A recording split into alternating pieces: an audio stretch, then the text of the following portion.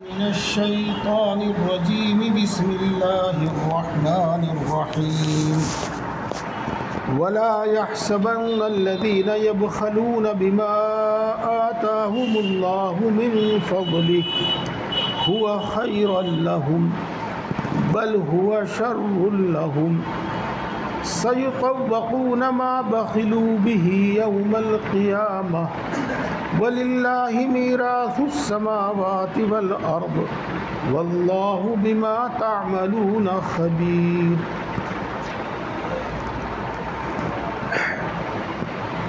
اس آیت شریفہ کا ترجمہ مطلب انشاءاللہ ترجمہ ہی سے سمجھ میں آ جائے گا۔ جن لوگوں کو اللہ تبارک و تعالی نے مال دولت عطا کیا ہے وہ اس میں بخل کرتے ہیں تو وہ اس بخل کرنے کو اپنے حق میں بہتر نہ سمجھیں، بلکہ یہ بخل کرنا ان کے حق میں برا ہے۔ بات بالکل آسان اور صاف ہو گئی ہے۔ جن لوگوں کو اللہ تبارک و تعالیٰ نے مال و دولت عطا کیا ہے اور وہ اس میں بخل کرتے ہیں تو وہ اس بخل کرنے کو اپنے حق میں بہتر نہ سمجھیں، بلکہ یہ بخل کرنا ان کے حق میں برا ہے۔ جلدی ہی اس مال کا جس میں وہ بخل کرتے تھے یعنی قیامت کے دن ان کے گلے میں ہار پہنایا جائے گا۔ جلدی ہی اس مال کا جس مال میں وہ بخل کرتے تھے قیامت کے دن ان کے گلے میں ہار پہنایا جائے گا۔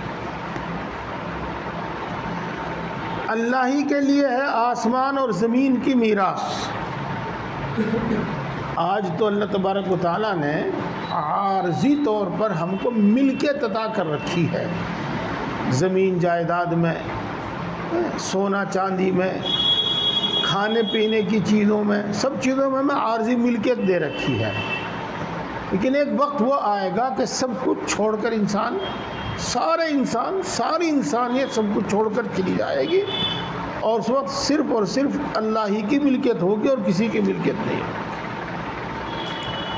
اور اللہ تبارک و تعالی ان تمام اعمال کی خبر رکھتا ہے جو بھی تم کرتے ہو۔ سب سے پہلی بات تو یہ سمجھو کہ یہاں مال میں بخل کرنے سے کیا مراد ہے۔ تو دیکھو اس کی تفصیل میں پوری بیان کروں گا تو بات زیادہ لمبی ہو جاوے گی۔ انشاءاللہ ایک سبق آج اور ایک اگلے ہفتے۔ یہاں بخل کرنے سے مراد ہے زکوٰۃ ادا نہ کرنا۔ تو اب مطلب یہ ہوا کہ جن لوگوں کو اللہ تبارک و تعالیٰ نے مال و دولت عطا کیا ہے اور وہ اس کی زکوٰۃ ادا نہیں کرتے تو وہ اس کو اپنے حق میں بہتر نہ سمجھیں، بلکہ یہ ان کے واسطے برا ہے۔ اپنے حق میں بہتر سمجھیں کیسے؟ ایک شخص کے پاس 40 لاکھ روپے ہیں، اس کے ذمے 1 لاکھ روپے زکوٰۃ بنتی ہے، تو 1 لاکھ روپے زکوٰۃ ادا کرتے وقت اس کا دل دکھتا ہے اور وہ ادا نہیں کرتا، زکوٰۃ نہیں ادا کرتا، وہ 1 لاکھ روپے بچا لیتا ہے۔ اور جب وہ دوسروں کی سنتا ہے کہ اس نے 1 لاکھ روپے زکوٰۃ میں دیے ہیں تو خوش ہوتا تھا وہ میں نے تو بچا لیے 1 لاکھ روپے، میرے تو 1 لاکھ بچ گئے، میں نے تو دیے نہیں۔ تو یہ خوش ہونا اس کے حق میں بہتر نہیں ہے، یہ خوش ہونا اس کے حق میں برا ہے۔ کیوں برا ہے؟ قیامت کے دن، اور جو قیامت جلدی ہی آنے والی ہے، اس مال کا اس کے گلے میں ہار ڈالا جائے گا۔ اس کی تفسیر حدیث پاک میں اس طرح پر آئی ہے کہ اس مال کو سارے کے سارے اس کے مال کو ایک سانپ بنا دیا جائے گا، گنجا سانپ۔ پہلی تو بات یہ سمجھیے گا آپ کہ جتنا زیادہ مال دولت ہوگا اتنا بڑا بھاری سانپ ہوگا، اور جتنا زیادہ ہوگا اتنا ہی اس کا زہر بھی زیادہ ہوگا اور بوجھ بھی زیادہ ہوگا۔ پھر یہ آیا ہے کہ گنجا سانپ ہوگا۔ یوں بتاتے ہیں کہ جو سانپ زیادہ زہریلے ہوتے ہیں ان کے سر پہ بال نہیں ہوتے، اس زہر کی گرمی کی وجہ سے ان کے بال اڑ جاتے ہیں، اس لیے وہ گنجا ہوتا ہے۔ جو کم زہریلا ہوتا ہے اس کے سر پہ بال ہوتے ہیں، تو اس کا مطلب یہ ہوا کہ وہ بہت زیادہ زہریلا ہوگا۔ اور صرف یہ نہیں کہ گلے میں ہار بنا کر اس کو چھوڑ دیا جائے گا، بلکہ حدیث پاک میں یوں آتا ہے کہ وہ اس کی باچھوں کو ڈستا رہے گا۔ بانچ کہتے ہیں اس حصے کو، وہ یہاں کاٹتا رہے گا، اور ساتھ ساتھ میں یہ بھی کہے گا کہ میں ہی ہوں وہ تیرا مال جس کو تو جوڑ جوڑ کر رکھا کرتا تھا اور اللہ کے لیے اللہ کے حکم پر خرچ نہیں کیا کرتا تھا۔ تو چونکہ زکوٰۃ نہ دینے کی یہ سزا ہے، اور یہ سزا بڑی بھاری سزا ہے، بڑی بھاری سزا ہے۔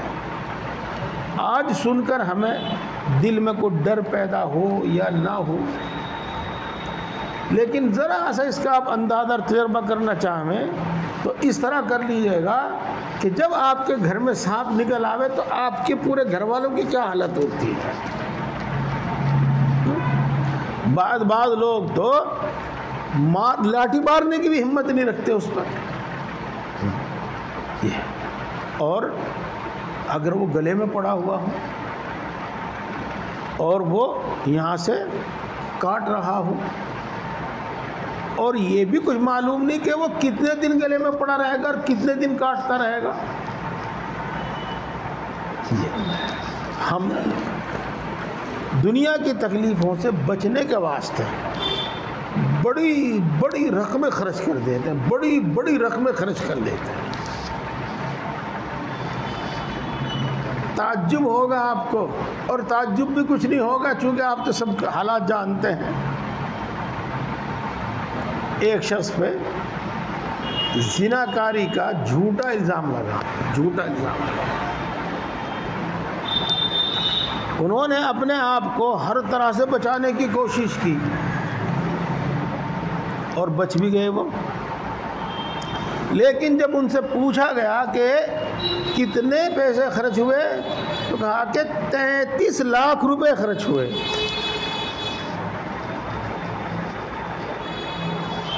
جی 33 لاکھ روپے خرچ ہوئے۔ اب آپ سمجھ لیجئے گا، اور یہ تو روزانے کی بات ہے، ذرا سا جھگڑا ہو جاوے اور تھانے میں بات چلی جاوے اور یہ اندیشہ ہو کہ بھئی چالان ہوگا، جیل جانا پڑے گا، تو 50,000 روپے 1 لاکھ روپے تک آسان سی بات ہے، بالکل کوئی حیثیت ہی نہیں ہے سب تو اس کی۔ تو اس چھوٹی سی تکلیف سے بچنے کے واسطے اتنی بڑی بڑی رقمیں ہم خوشی خوشی خرچ کر دیتے ہیں۔ تو اتنی بڑی تکلیف کے واسطے بچنے کے واسطے کیوں نہ آدمی خرچ کر دے۔ ایک مفہوم تو اس کا یہ مطلب ہوگا۔ پھر آپ اس میں اور چند باتوں پہ غور کریں۔ آج تو میں صرف اس آیت شریفہ کے متعلق ہی بتاؤں گا۔ ما آتاہم اللہ من فضلہ، جو اللہ نے ان کو دیا ہے اس میں بخل کریں۔ دیکھو میرے بھی 2 آنکھ ہیں، 2 ہاتھ ہیں، 2 پاؤں ہیں اور دماغ بھی ہے، اور ہو سکتا ہے آپ سے زیادہ ہو، لیکن میں غریب آدمی ہوں۔ جیسے بھی حالات ہیں آپ ماشاءاللہ یہی 2 ہاتھ پاؤں رکھتے ہیں، آپ دولت مند آدمی ہیں، آپ کے لیے حالات کچھ ایسے ہیں کہ روزانہ خوب پیسوں کی جیب بھرتی ہے، میرے لیے حالات کچھ ایسے ہیں کہ نہیں ملتا کچھ. تو یہ نظام ہے کیا؟ اگر یہ انسان کے خود اپنے بس میں ہو اور یہ انسان کے اپنے دماغ اور اپنی محنت سے ہو تو کون نے اپنا دماغ چلاتا، کون نے محنت کرتا؟ پتہ نہیں کتنے لوگ محنت بھی کرتے ہیں، دماغ بھی خرچ کرتے ہیں اور نہیں کچھ ان کے پاس. تو بھائی یہ تو ہمارا آپ کا مشاہدہ ہے. اسی واسطے اللہ والے یوں فرماتے ہیں کہ مال و دولت جو ہے یہ غیر اختیاری ہے. جس کو اللہ تبارک و تعالیٰ دینا طے کرتا ہے نا، وہی تو محنت کرتا ہے، اسی کے لیے حالات سازگار بنتے ہیں، اسی کا دماغ صحیح کام کرتا ہے وغیرہ وغیرہ. تو بہرحال مال اللہ کے عطا کرنے سے ملتا ہے. اب سمجھو آپ جس نے دیا ہے اور اسی کے کہنے پر خرچ نہ کیا جاوے،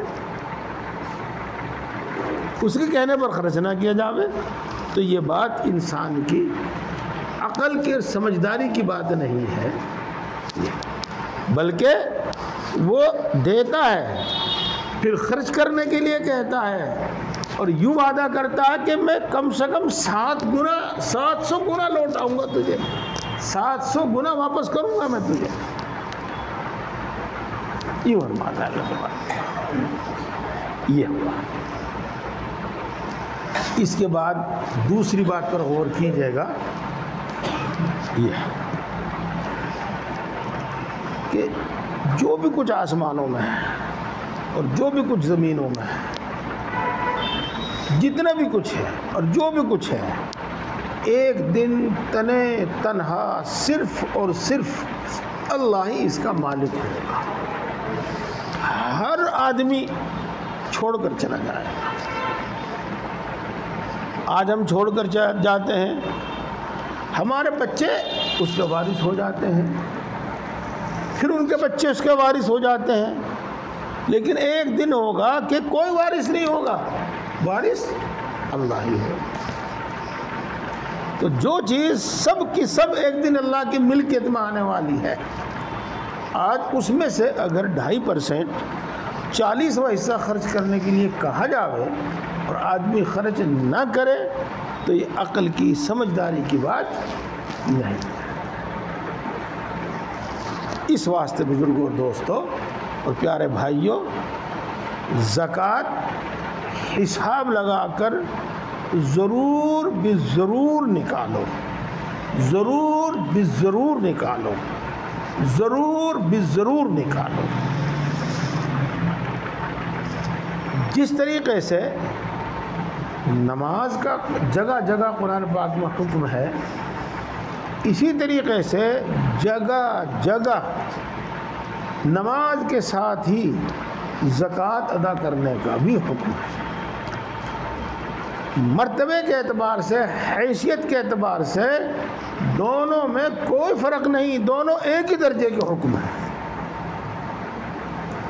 ہم نے اور آپ نے بار بار ایک حدیث پاک سنی ہے کہ اسلام کی بنیاد 5 چیزوں پر ہے. ان میں سے ایک نماز ہے تو ایک زکوٰۃ ہے. اس لیے زکوٰۃ ضرور بضرور ادا کرنی چاہیے.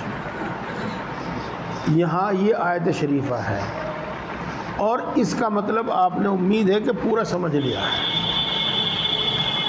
اب ایک دوسری آیت شریفہ اور سنیے آپ. والذین یکنزون الذہب والفضة ولا ينفقونها في سبیل اللہ فبشرهم بعذاب علیم یوم یحمى علیہا فی نار جہنم فتکوی بها جباہهم وجنوبهم وظہورهم هذا ما کنزتم لأنفسکم فذوقوا ما کنتم تکنزون۔ یہ آیت شریفہ میں نے آپ کے سامنے پوری پڑھی، اور پوری اس لیے پڑھی کہ ماشاءاللہ آپ میں سے کچھ حافظ ہیں، کچھ ناظرہ ہیں، اور سب جانتے ہیں کہ واقعی یہ قرآن پاک کی آیت ہے۔ آپ کو معلوم ہو جاوے کہ یہ حکم قرآن پاک کا ہے، یہ کسی اور کا نہیں ہے۔ کیا فرماتے ہیں اللہ تبارک و تعالیٰ اس آیت شریفہ میں؟ وہ لوگ جو ہمارے دیے ہوئے مال کو جوڑ جوڑ کر رکھتے ہیں، والذین یکنزون الذھب والفضہ، اور اس کو اللہ کے حکم کے مطابق خرچ نہیں کرتے، یعنی زکوٰۃ ادا نہیں کرتے، تو آپ ان کو دردناک عذاب کی خوشخبری دے دیجئے، یعنی ہمارے حکم کے مطابق اس کو خرچ نہ کرنے پر ایک دن ان کو دردناک عذاب کا سامنا ہو۔ جی دیکھو، ہم لوگ اپنے محاورے میں اردو کے حساب سے بولتے ہیں، اتنا ماروں گا ہڈی پسلی ایک کر دوں گا۔ اگر آدمی یوں کہہ دے کہ ماروں گا تو اس سے ہی بات سمجھ میں آ جائے گی، بہت ماروں گا اس سے بھی بات سمجھ میں آ جائے گی، لیکن جب یوں کہا جاتا ہے کہ ہڈی پسلی ایک کر دوں گا تو مطلب یہ ہے کہ واقعی بھائی کچھ زیادہ ہی ماری آ جائے گی۔ تو عذاب تو دردناک ہی ہوتا ہے، عذاب میں کوئی پھول تھوڑے ہی مارے جاتے ہیں، وہاں تو تکلیف ہی تکلیف ہے، عذاب تو نام ہی تکلیف کا ہے، لیکن جب یوں کہا جائے کہ عذاب ہوگا اور وہ بھی دردناک ہوگا تو یہ سوچنے کی بات ہے کہ وہ عذاب کتنا تکلیف دینے والا ہو۔ اور اگلی آیت شریفہ میں اس کو صاف بیان کیا ہے، وہ سمجھ جائے۔ مال دولت کی جو اصل ہے نا وہ سونا چاندی ہی ہے،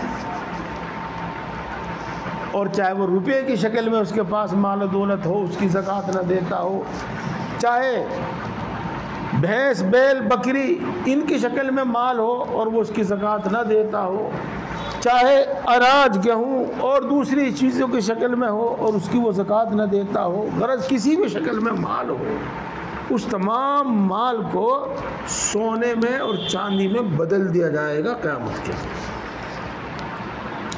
اور اس سب مال کی جتنا بھی ہوگا تختیاں بنا لی جائیں گی۔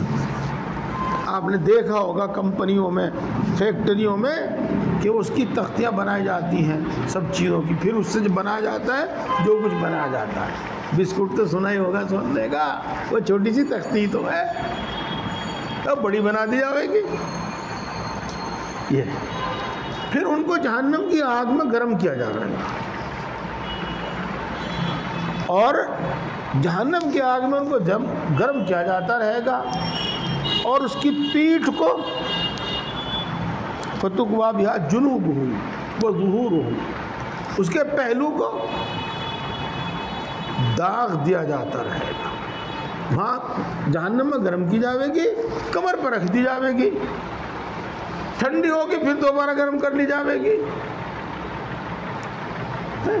ایک پیٹ ادھر پہلو پہ، ایک ادھر پہلو پہ، اور ایک کمر پہ، فتقوا بہا جباہہم، پیشانی پہ یعنی سامنے بھی اور پہلو پہ بھی، یعنی چاروں طرف، یوں سمجھ لو آپ چاروں طرف، آگے پیچھے اور دائیں بائیں چاروں طرف، اور یہ کام ان کے اس کے ساتھ ہوتا رہے گا، اور کب تک ہوگا، کتنے دن ہوگا، اللہ بہتر جانے۔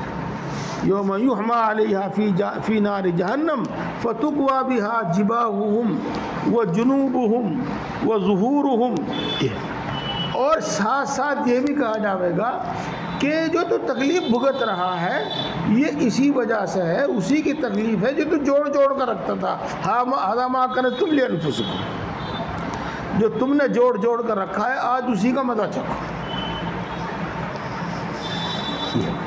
دوستو میں عرض کر رہا ہوں کہ انشاءاللہ اس کے متعلق آدھا سبق آج اور آدھا اگلے ہفتے ہوگا، اس بات کو تو میں یہیں ختم کرتا ہوں۔ اب میں چھوٹی سی اور مختصر سی بات یہ بتاتا ہوں کہ زکوٰۃ کس پر واجب ہے، اور واجب اور فرض جو ہے نا یہ ایک ساتھ ہی بولے جاتے ہیں، اکثر بیشتر ان دونوں کے ایک ہی معنی ہوتے ہیں، کبھی واجب بول دیتے ہیں کبھی فرض بول دیتے ہیں، بات ایک ہی ہے دونوں۔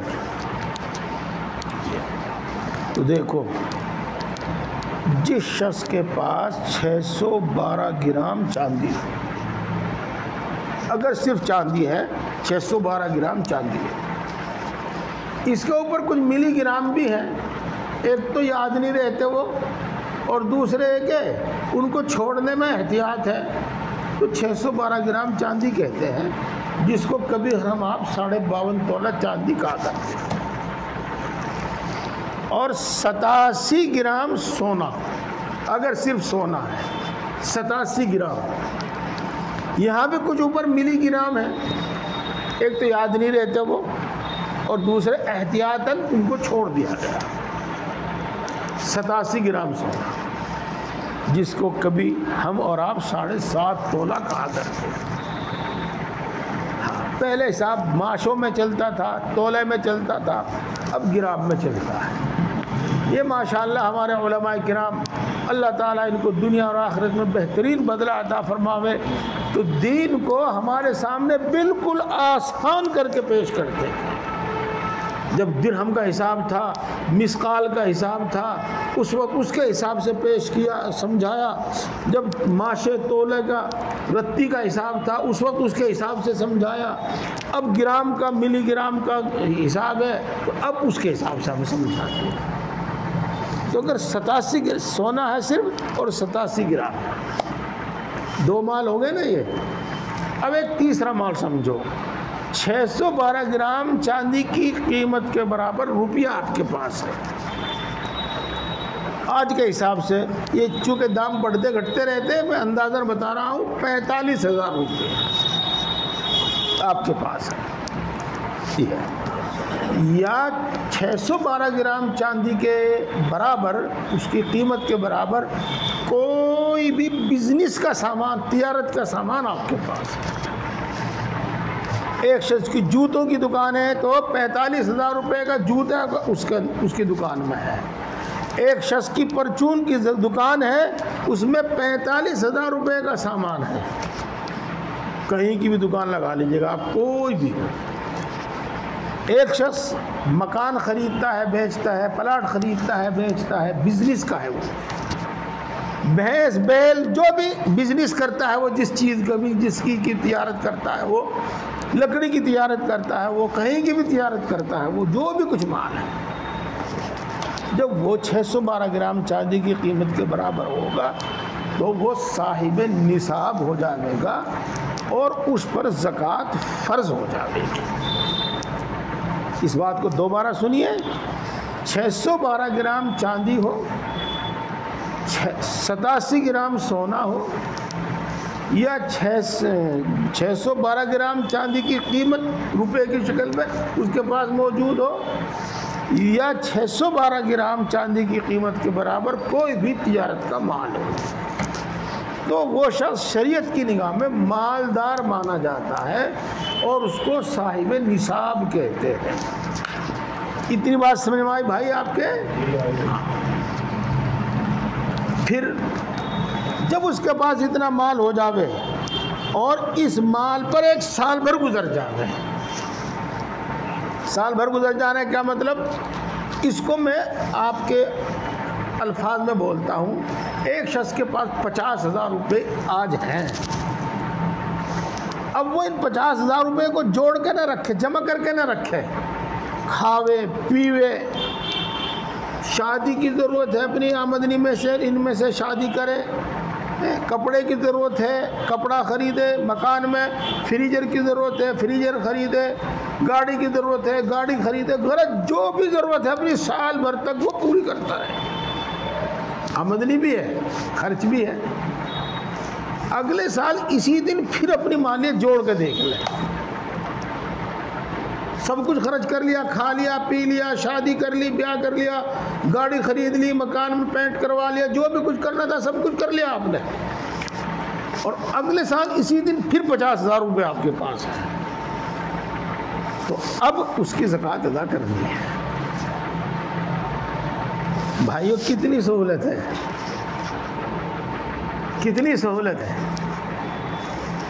آج 50,000 روپے ہیں، آج ہی زکوٰۃ ادا نہیں کرنی ہے، بلکہ سال بھر تک انتظار کرو، کھاؤ پیو، جو خرچ کرنا خرچ کرو، اگلے سال اسی دن پھر آپ کے پاس 50,000 روپے یہ اس سے زیادہ ہے، تو اب زکوٰۃ دینی ہے۔ کتنی؟ 2.5%۔ مثلاً 100 میں سے 2.5، 1000 میں سے 25 اور 10,000 میں سے 2,500، نہیں 10,000 میں سے کم ہی بنیں گے، 250 بنیں گے، 250 بنیں گے، 1,00,000 میں سے 2,500، 1,00,000 میں سے 2,500 روپے بنے گے، یہ دینے ہیں۔ اب آپ چھوٹی سی مثال کو لے لو، پھر اوپر تک اسی طرح سے سمجھتے جائیے۔ جس شخص کے پاس اللہ نے 1,00,000 روپے دیے اور سب کچھ خرچہ کرنے کے بعد بھی 1 سال تک اس کے پاس وہ پیسے بچے ہوئے ہیں، اس سے صرف 2,500 روپے کا مطالبہ ہے، خرچ کرو۔ کس کو دو؟ یہ 2,500 روپے نکال کے کس کو دو؟ جس سے تم محبت کرتے ہو اس کو دو، جو تمہارا سب سے نزدیک ہو اس کو دو، جس کے دکھ سے تم دکھی ہوتے ہو اس کو دو، اس کا بھی دکھ دور ہوگا، تمہارا بھی دکھ دور ہوگا۔ وہ کون ہے؟ جن سے زکوٰۃ دینے والا پیدا ہوا ہے یا جو اس سے پیدا ہوئے ہیں، ان کو چھوڑ کے باقی کسی کو دو۔ اپنے باپ ماں، دادا دادی، نانا نانی، ان کو نہیں دینا ہے۔ اپنے بیٹے بیٹی، پوتا پوتی، نواسا نواسی، ان کو نہیں دینا ہے۔